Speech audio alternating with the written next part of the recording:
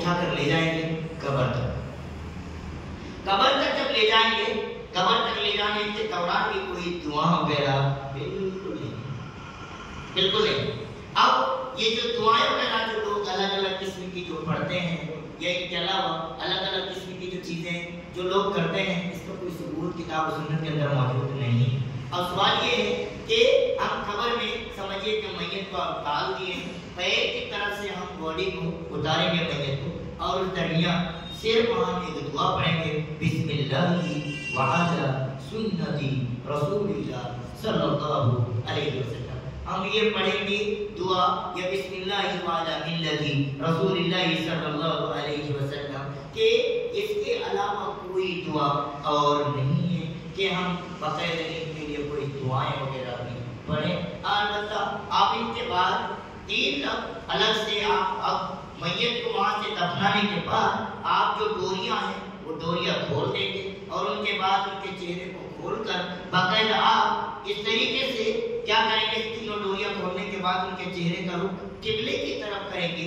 قبلے کی طرف کرنے کے بعد پھر آپ ان کے اوپر جو کچھ بھی دیا جاتا ہے وہ ساری چیزیں بچھانے کے بعد مٹیاں دینا شروع ہو جاتی ہیں. مٹیاں دیتے دوران بھی لوگ جیسے ایک بدعت کرتے ہیں، کہتے ہیں کہ بھئی ایک دعا پڑھتے ہیں کہ نحن خلقناکم ونعیدکم ونخرجکم تارۃ اخری، اس قسم کی دعا پڑھتے ہیں. بولے الگ الگ 3 لفظوں میں مٹی ڈال رہے ہیں، 3 لفظ میں الگ الگ دعا پڑھیں. اس کا کوئی ثبوت کتاب و سنت میں نہیں ہے، بلکہ یہ موضوع اور منفرد قسم کی دعا.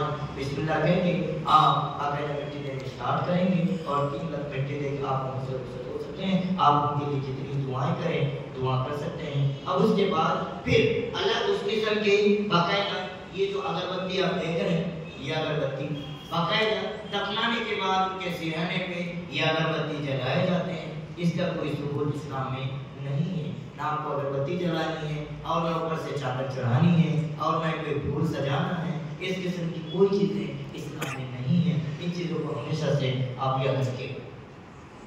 ان کے بعد کا مرحلہ یہ ہوتا ہے کہ خصوصی طور پر اللہ کے رسول صلی اللہ علیہ وسلم نے فرمایا کہ ایک انسان جب دفنا دیا جاتا ہے مکمل طریقے سے، تو وہ انسان کے لیے تمہیں چاہیے کہ تم میں سے کوئی انسان وہاں پہ ٹھہر کر اس وقت تک ٹھہر کر ان کے لیے مغفرت کی دعا کریں، جب تک کہ ایک انسان مطلب اونٹ ذبح کر کے گوشت کو تقسیم نہ کر دے، تب تک وہ انسان ان کے لیے مغفرت کے لیے ثابت قدمی کے لیے دعا کریں کہ مکمل طریقے سے وہ آنے والے فرشتوں کے سوالوں کے جواب بالکل اطمینان کے ساتھ دے سکے. تو یہ چیزیں ہر انسان کو معلوم ہونی چاہیے.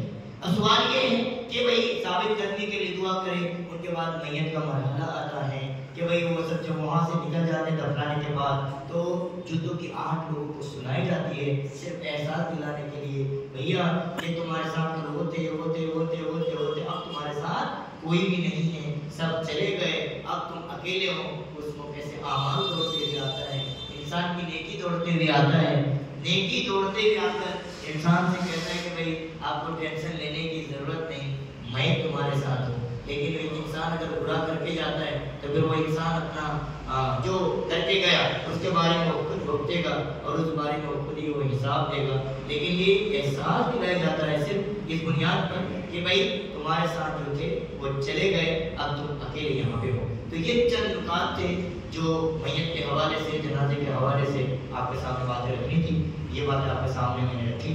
خواتین میں سے اگر کسی کو کوئی سوال ہو تو سوال کر سکتے ہیں.